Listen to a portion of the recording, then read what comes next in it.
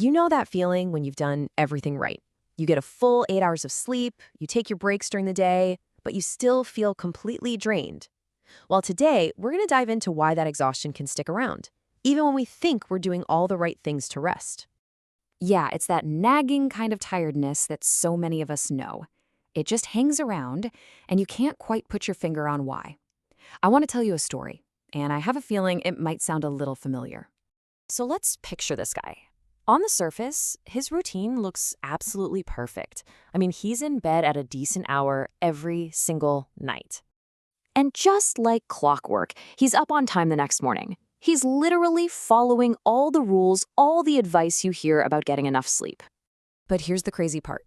Even with all of that, he was just tired all the time.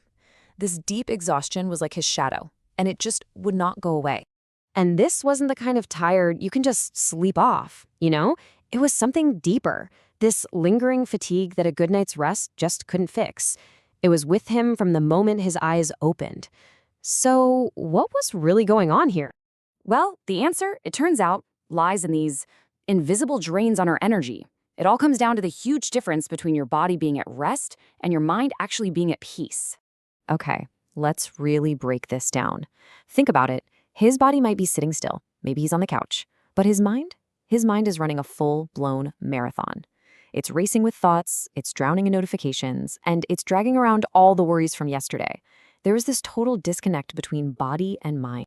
So you see, what was really draining his energy had almost nothing to do with physical activity.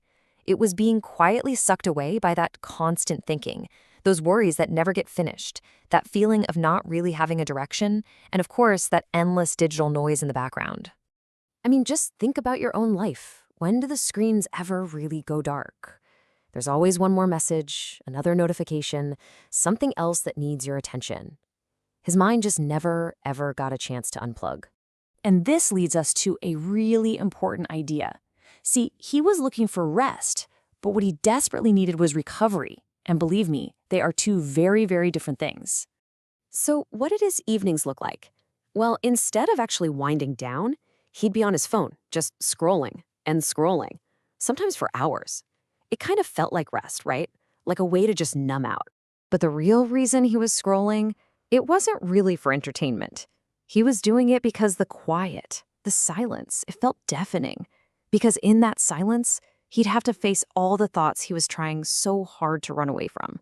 Look, we all get what physical rest is. It's simple, right? You put your feet up, you lie down, you stop moving. And that's exactly what he thought was the answer. And then he hits this realization that just changes the whole game. Resting is not the same as recovering. He was letting his body rest, sure, but he wasn't doing a single thing to help his mind, his emotions, or his soul actually recover. So where do we find that true, lasting energy? Well, it's about something deeper. It's about aligning everything, your mind, your emotions, your very soul. And let's be honest, his story is really our story, isn't it? I mean, you can be lying down, not moving a muscle, but still be carrying this massive emotional weight. You know, stress from your job, an argument you had, that kind of thing. And that right there, that's why you can sleep for 8 hours straight and still wake up feeling completely exhausted. Your brain was basically on the night shift, trying to sort through all the stress you didn't deal with during the day. So what does true recovery look like? It really stands on 4 pillars. First up, a mind that feels safe. This is all about setting boundaries, like deciding to turn off notifications after 8 p.m., or maybe journaling to just get all those thoughts out of your head. Next, you need emotions that are processed. This doesn't mean you ignore the tough stuff. It means you actually let yourself feel it without beating yourself up. Third, a life with a clear direction. This is huge. It's about knowing your why. What really gets you going beyond just the day-to-day. And finally, a soul that has clarity. This can be super simple.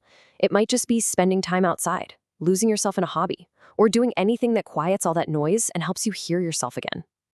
And that is the feeling we're all after, that real, deep, restorative rest. It's that moment of pure inner quiet when the frantic pace of your own thoughts finally starts to slow down. So if there's one thing to take away from all this, it's this. The next time you feel that bone-deep, unshakable tiredness, just stop and consider. Maybe it has nothing to do with your body. Which brings us to one last really powerful thought. That tiredness, it isn't always just about a lack of sleep. Sometimes it's a sign, a signal from deep inside telling you that your soul is crying out for a little bit of clarity. So I want to leave you with a question, and it's not for the guy in our story, it's for you.